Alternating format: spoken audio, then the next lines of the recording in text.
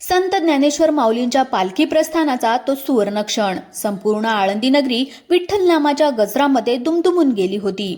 माऊलींच्या दर्शनासाठी वारीच्या या अथांग सोहळ्यात सामील होण्यासाठी हिंगोलीवरून वारकऱ्याची एक दिंडी आळंदीच्या दिशेने निघाली होती.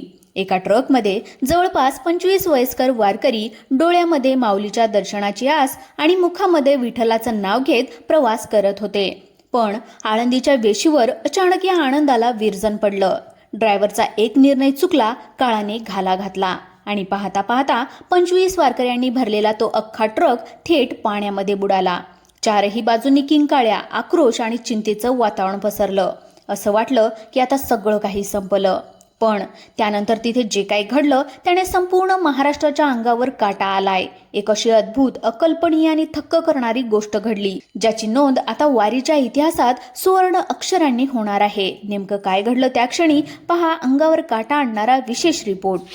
इंद्रायणीच्या त्या महापुरामध्ये नक्की काय घडलं? 25 वारकऱ्यांचे प्राण धोक्यात आले होते. पण श्रद्धेपुढे निसर्ग कसा काय हारला? संपूर्ण घटनेला पाहून संपूर्ण महाराष्ट्र काथक्क झालाय. मग पुढे त्या वारकऱ्यांचं नेमकं काय झालं, चला जाणून घेऊयात या अंगावर काटा आणणाऱ्या घटनेचा संपूर्ण सविस्तरपणे रिपोर्ट. संपूर्ण महाराष्ट्र ज्याची वाट पाहतो ती मानाची दिंडी, मानाची पालखी म्हणजेच ज्ञानेश्वर महाराजांची पालखी, जी 8 जुलै रोजी जिचं प्रस्थान झालं. पण हे प्रस्थान होण्याआधी हिंगोलीवरून एक दिंडी तिथे त्याच्यामध्ये समावेश व्हायला आली होती. पण त्याच्यासोबतच असं काहीतरी अद्भुत घडलं की जे पाहून प्रशासन देखील चकित झालं. सगळी ट्रक पाण्याखाली गेली होती. पण अखेर जे काही घडलं त्याने संपूर्ण देशाला हादरा दिलाय. खरं तर शेकडो वर्षाची ही पवित्र परंपरा जपण्यासाठी 8 जुलै 2026 रोजी माऊलीच्या पालखीचं प्रस्थान जवळपास होणार होतं. लाखो वारकरी विठ्ठल नामाचा गजर करत अलंकापुरीमध्ये दाखल होत होते. पण यावेळेसची परिस्थिती प्रचंड वेगळी होती, कारण की इंद्रायणीमध्ये प्रचंड पूर गेल्या 2 ते 3 दिवसापासून आलेला होता. त्यामुळे वारकऱ्यांच्या अगदी लिमिटेड वारकऱ्यांमध्येच ही वारी त्या ठिकाणी जी काही पालखी आहे ती उचलली गेली. पण त्याच्यामध्ये सामील होण्यासाठी दिंडी क्रमांक 235 चे वारकरी हिंगोलीच्या बसमत भागामधून त्या ठिकाणी येत होते. 2 ते 3 दिवसापूर्वी ते हिंगोलीच्या बसमतमधून निघाले होते. त्यांची दिंडी क्रमांक 235 होता. त्याचे वारकरी एका ट्रकने प्रवास करत निघाले होते. या दिंडीमध्ये बहुतांश भाविक हे वयस्कर होते. कोणी 50 वर्षाचं, कोणी 60 वर्षाचं, कोणी 70 वर्षाचे वृद्ध आजोबा, आजी होत्या. ट्रकमध्ये वारी ते वारकरी तर बसलेलेच होते, पण त्याच्यामध्ये त्याच्या महिनाभराचं राशन, गॅसच्या टाक्या, त्यानंतर राहायचे पाल, तंबू, टाळ, विणा, पखवाज असं काही सुव्यवस्थित भरलेलं होतं. प्रवासादरम्यान सर्व वारकरी ट्रकमध्ये भजनामध्ये दंग होते.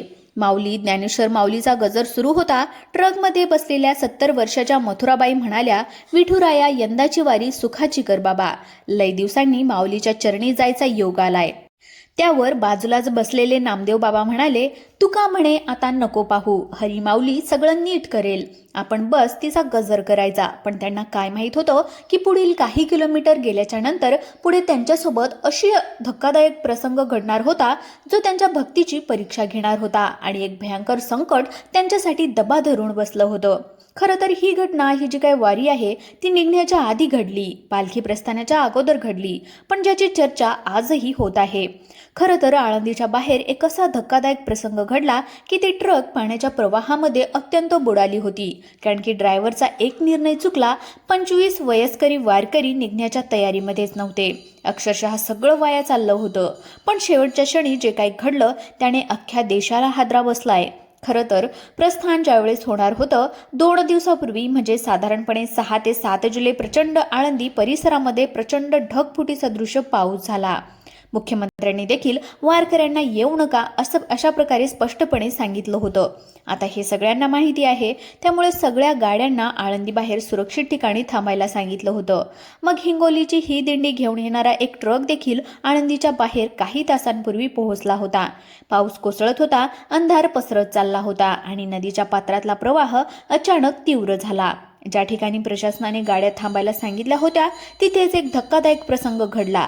खरं तर हिंगोलीमधून ही आलेली जी काही ट्रक होती त्या ट्रकमध्ये वारकरी बसलेले, त्याच्यामध्ये एक महिनाभराचं राशन होतं, गॅसच्या टाक्या होत्या, तांदूळ होता, डाळी होती, साखर होती, चहा पावडर, जे त्यांना लागणार होतं महिनाभरामध्ये, सगळं काही किराणा, सगळ्या काही वस्तू त्याच्यामध्ये होत्या. पण अखेर त्यांना माहिती नव्हतं की त्यांच्यासोबत तो धक्कादायक प्रसंग घडणार. खरं तर 2 ते 3 दिवसापासून प्रवास करत येत होते, बातम्या बघत होते. आता त्यांना काय करावं काहीच समजत नव्हतं. दरवर्षी ते तिथे यायचे, आळंदीला थांबायचे, पण यावेळेस आळंदीमध्ये एंट्री दिली नाही. त्यांना अशा ठिकाणी एंट्री दिली की तिथे अक्षरशः ते ठिकाणी दिशाशेजारी होतं. आता त्यांनी तिथे ट्रक लावली. पण ट्रक लावल्याच्या नंतर पुढील काही तासामध्ये त्यांच्यासोबत जे काही घडणार होतं त्यांचा विचारच त्यांनी केला नव्हता. खरं तर प्रशासनाने वेशीबाहेरच म्हणजे आळंदीच्या जो काही 4 पूल होते, 4ही पूल पॉइंट्स होते, त्याच्या बाहेर बॅरिकेड्स लावून वारकऱ्यांच्या गाड्यांना पाठीमागेच थांबवलं होतं आणि त्यांना गाड्या थांबवायला एक विशेष ठिकाणी जागा दिली होती. पण झालं असं की ती जागा सखल भागामध्ये असल्यामुळे तिथे बाजूलाच इंद्रायणी नदी असल्यामुळे अचानक रात्री एक मोठा आवाज झाला. एक प्रचंड असा आवाज की पाण्याचा एक मोठा लोंढा त्याच्या दिशेने येतो की काय असं झालं. पाण्याचा त्या प्रवाह इतका तीव्र होता की ज्या ठिकाणी प्रशासनाने गाड्या लावायला सांगितल्या होत्या तिथे अचानक पुराचं पाणी वेढा घालू लागलं. बघता बघता पाणी रस्त्यावरून वाहत्या ट्रकमध्ये शिरायला लागलं. 60 वर्षाचे ज्ञानोबा बाबा ओरडले, अरे रघु, गाडी बाजूला घे, पाणी आत यायला लागलंय. ड्रायव्हर रघुने गाडी पुढे मागे करण्याचा प्रयत्न केला, पण चिखल आणि पाण्याच्या वाढत्या प्रवाहामुळे ट्रक जागेवरून हलत नव्हता. पाण्याचा स्तर कमरे इतका, त्याच्यानंतर थेट छातीपर्यंत, गळ्यापर्यंत येऊन पोहोचला. आता हळूहळू ट्रकची उंची माणसाच्या उंचीपेक्षा वर होती. त्या वारकरी बाजूला बसलेले होते ते ताबडतोब ट्रकमध्ये बसले. आता त्यांना वाटलं इथून ट्रक चालू करूयात आणि पुढे निघून जाऊयात. पण ड्रायव्हर रघु गाडी हलवण्याचा प्रयत्न करू लागला. ट्रक जागेवरून हलत नव्हता. आता खाली उतरावं तर पाणी डोक्यासमोर गेलं होतं आणि ट्रकमध्ये बसून थोडा वेळ त्यांना सुरक्षित वाटलं खरं, पण आता पाण्याचा प्रवाह आणखी वाढत होता. हळूहळू आता त्या बसच्या ट्रकच्या लेवलपर्यंत पाणी आलं होतं. ते वरती ढकललं होतं. पाणी वरती चढलं. ट्रकमध्ये अक्षरशः पाणी घुसलं. वारकऱ्यांच्या डोळ्यासमोर त्यांचं खाण्यापिण्याचं साहित्य खराब होत होतं. गॅसच्या टाक्या, दिंडीचे पाल पाण्यावर तरंगू लागले. वारकऱ्यांमध्ये घबराहट पसरली. महिला वारकरी अक्षरशः रडू लागल्या, देवाचा धावा करू लागल्या. चहूबाजूने पाण्याचा वेढा आणि त्यामध्ये संतधार पाऊस. मृत्यू डोळ्यासमोर दिसत होता. पाण्याचा वेढा इतका भयंकर होता की संपूर्ण ट्रक पाण्यामध्ये बुडताच्या बेतामध्ये होता. पण अचानक ड्रायव्हरनं असं काही केलं की त्याने ते पुढचा जो काही भयानक प्रसंग घडला, आता समजलं होतं की आता ट्रकच्या टपापर्यंत पाणी जायला लागलं होतं आणि कसे तरी वारकरी ट्रकच्या ज्या काही आहेत वॉलला त्याला धरून कसं तरी बसले होते. आता ट्रक पाण्यामध्ये पूर्णतः बुडला होता. वयस्कर वारकऱ्यांना पोहता येत नव्हतं आणि बाहेर पाण्याचा प्रवाह इतका वेगवान होता की पाय टिकणं अशक्य होतं. अशा अत्यंत फिकट आणि मृत्यूच्या दारामध्ये ड्रायव्हरनं कमालीचं प्रसंग अवधान राखलं. त्याने पाहिलं की ट्रकच्या मागच्या बाजूला असणारी एक छोटीशी खिडकी जिच्यामधून पाठीमागे बसलेल्या लोकांना बोलता येतं, त्या खिडकीच्या वर अजून थोडंसं पाणी आहे. ड्रायव्हरनं तात्काळ स्वतःचा जीव धोक्यात घालून ती खिडकी कशीबशी उघडली. ड्रायव्हर मोठ्याने ओरडला, आवाज दिला, बाबांनो, माऊलींनो, वेळ गमवू नका, सामान सोडून द्या, एका पाठोपाठ एका याच्यामधून उड्या मारा, लवकर करा, गाडी पूर्ण डुबणार आहे. ड्रायव्हरचा तो आवाज ऐकून वारकऱ्यांमध्ये एक नवीन ऊर्जेची लाट तयार झाली. एका हाताने माऊलींच्या नावाचा गजर करत, दुसऱ्या हाताने एकमेकांना सावरत ते 60 ते 70 वर्षाचे वृद्ध वारकऱ्यांनी, महिलांनी तिथून उड्या घेतल्या. एकामागून एक करत 25 वारकरी ट्रकमधून बाहेर पडले. कसेबसे पाण्याच्या प्रवाहाशी झुंज देत रस्त्याच्या सुरक्षित बाजूला आले. सगळे वारकरी बाहेर आले. क्षणार्धात संपूर्ण ट्रक पाण्यामध्ये गडप झाला.